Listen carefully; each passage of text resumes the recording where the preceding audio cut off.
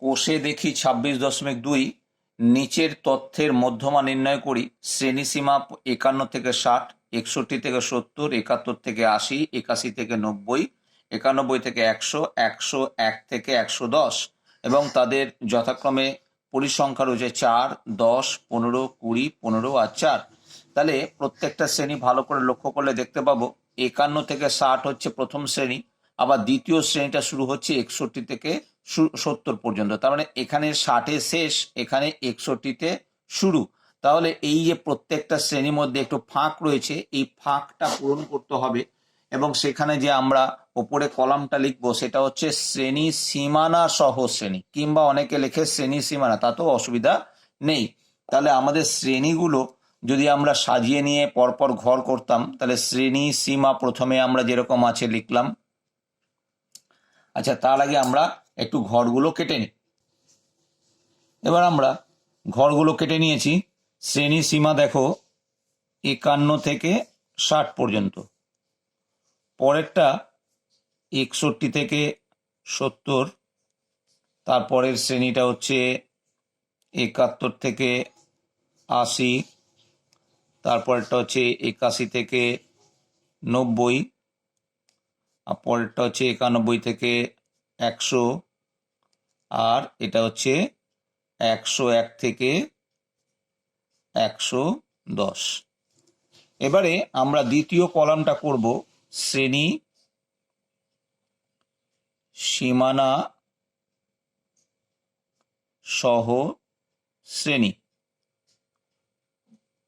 শ্রেণী সীমানা সহ শ্রেণী করতে গিয়ে 51 যে দেখো 60 আর 61-র মাঝখানে যে একের একটা পার্থক্য আছে, সেই একের পার্থক্যটা আমরা ঘুচিয়ে দেব, অর্থাৎ 51 আর হচ্ছে 60, এই জায়গায় আমরা করব কি 51-কে একটুখানি বাঁ দিকে এক্সটেন্ড করব 0.5 আর 60-কে ডান দিকে এক্সটেন্ড করব 0.5। তার মানে এটা হয়ে যাবে 50.5 আর এটা হয়ে যাবে 60.5 এবং পরের শ্রেণীটা আবার শুরু হবে 60.5 থেকে, আবার ডান দিকেরটা হয়ে যাবে, অর্থাৎ শ্রেণীর ঊর্ধ্বসীমাটা হয়ে যাবে 70.5।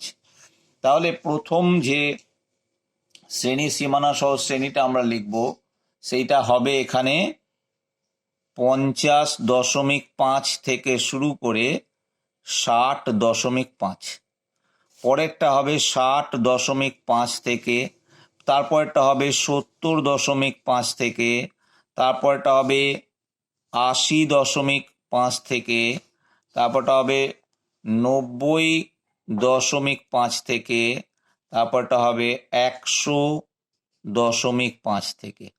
তাহলে প্রথম শ্রেণী সীমানার প্রত্যেকটা যদি প্রথমটা লিখে ফেলতে পারি তাহলে ভুল হওয়ার সম্ভাবনা কমে যাবে। এখানে হবে 70.5, এখানে হবে 80.5, এখানে হবে 90.5, এখানে হবে 100.5 আর এখানে 110.5।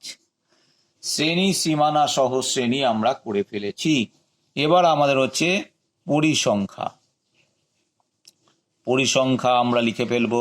প্রথমটায় 4, তারপরটা 10, তারপরটা হচ্ছে 15, তারপরেরটায় 20,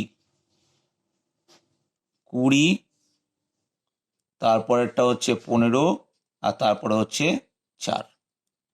এরপরে হবে ক্রমযৌগিক পরিসংখ্যা এবং সেটা ক্ষুদ্রতর সূচক। ক্ষুদ্রতর সূচক কিভাবে হবে একটু আমরা দেখে নিই। ক্ষুদ্রতর সূচকের ক্ষেত্রে প্রথমটা 4, ঠিক আছে, অর্থাৎ 60.5-এর সঙ্গে সমান বা তার থেকে ছোট এরকম হচ্ছে 4। 70.5-এর সমান বা তার থেকে ছোট কি হবে, এই 4 তো থাকবেই, তার সঙ্গে এই পরিসংখ্যা 10 যোগ হয়ে যাবে, ইকুয়াল টু হয়ে যাবে 14। এটা কিন্তু খেয়াল রাখবে, এই পরিসংখ্যার যোগটা কিন্তু অবশ্যই দেখাবে। পরেরটার ক্ষেত্রে একই রকম ভাবে 14, তার সঙ্গে 15 যোগ হয়ে যাবে, যোগ হয়ে যাবে 29। তারপরে 29 থাকবে, তার সঙ্গে আবার 20 যোগ হবে, 49, 49 থাকবে, তার সঙ্গে 15 যোগ হবে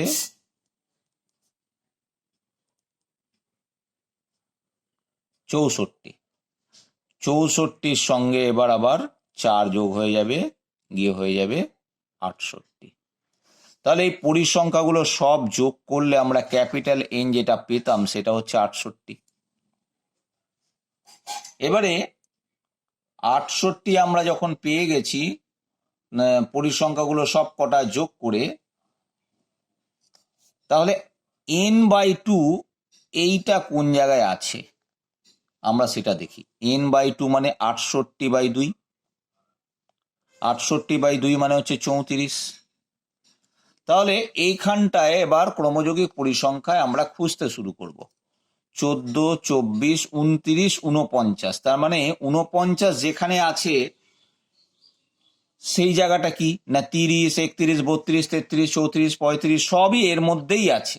তার মানে 34টা কিন্তু এই জায়গাটায় ঢুকে আছে। তাহলে 34 যদি এই জায়গায় ঢুকে থাকে তাহলে আমরা বলতে পারবো যে মধ্যমা শ্রেণী যেটা হবে সেটা হচ্ছে এই শ্রেণীটা, আমরা বক্স করে দিলাম মধ্যমা শ্রেণী বা মধ্যমা সংবলিত শ্রেণী। সুতরাং মধ্যমা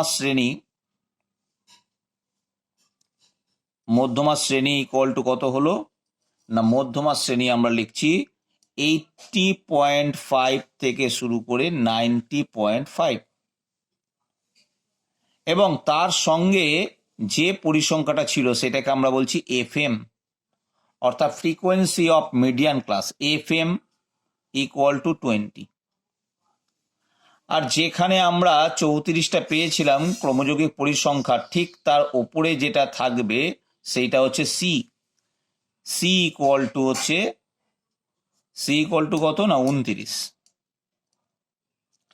আর একটা জিনিস লাগবে, সেটা হচ্ছে শ্রেণী দৈর্ঘ্য।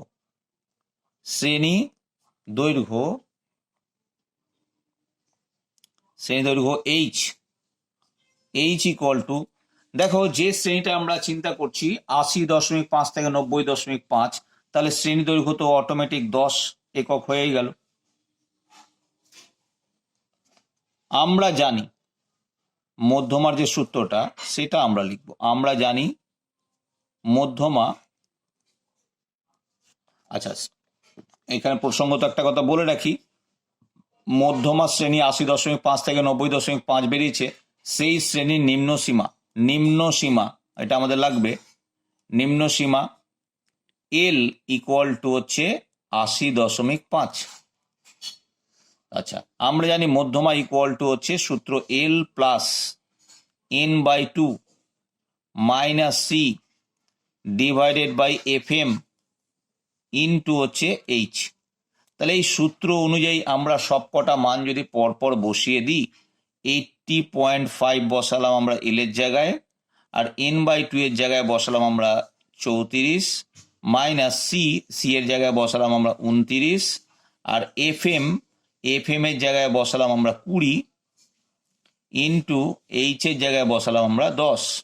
তাহলে 80.5 যেমন আছে থাকলো, এখানে বিয়োগ করলে হবে 5/20 ইন্টু 10, তাহলে